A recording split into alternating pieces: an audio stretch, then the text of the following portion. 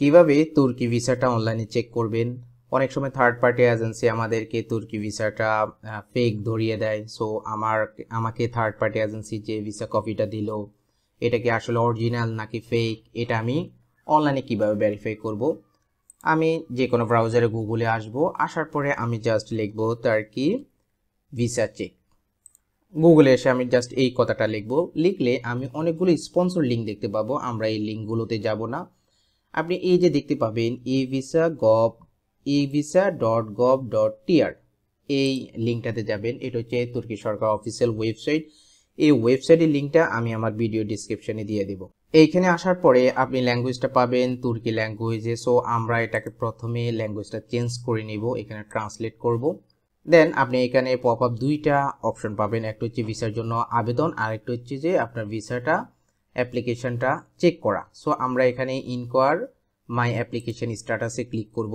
দেন আমরা এখানে এই ইন্টারফেসটা পেয়ে যাব। এখানে দেখতে পাচ্ছেন রেফারেন্স নাম্বার, এখানে পাসপোর্ট নাম্বার, ইমেল অ্যাড্রেস, তিনটা পয়েন্ট রয়েছে।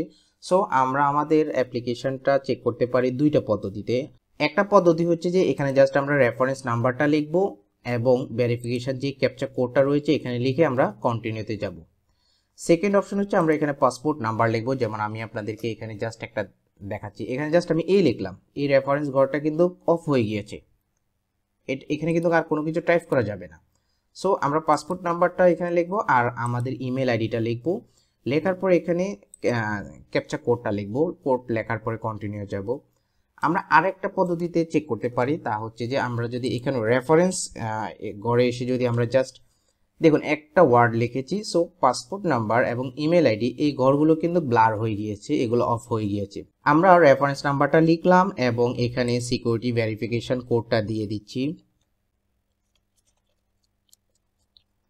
দেন ফাইনালি আমরা যখন কন্টিনিউ অপশনে ক্লিক করব তখন কিন্তু আমরা আমাদের অ্যাপ্লিকেশনের অনলাইন স্ট্যাটাসটা পেয়ে যাব। যেমন এখানে কি বলেছে, your application has been successfully completed, এবং এটা কমপ্লিট হয়েছে।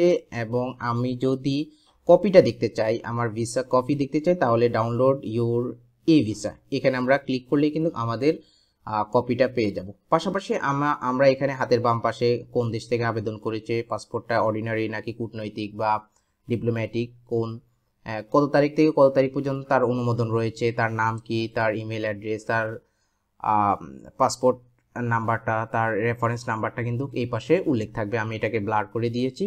সো আমরা এখন যদি ডাউনলোড ইউর ই ভিসা এখানে ক্লিক করি তাহলে আমরা আমাদের ভিসা কপিটা ডাউনলোড করে ফেলতে পারবো এবং আমরা এখানে বিস্তারিত তথ্যটা দেখতে পাবো। যখন আমরা এই কপিটা পেয়ে যাব তার মানে হচ্ছে আমাদের ভিসাটা অথেন্টিক, এটা রিয়েল, এটা নো প্রবলেম। সো এইভাবে আপনি খুব সহজেই তুর্কির ভিসাটা অনলাইনে এসে ভেরিফাই করে নিতে পারেন।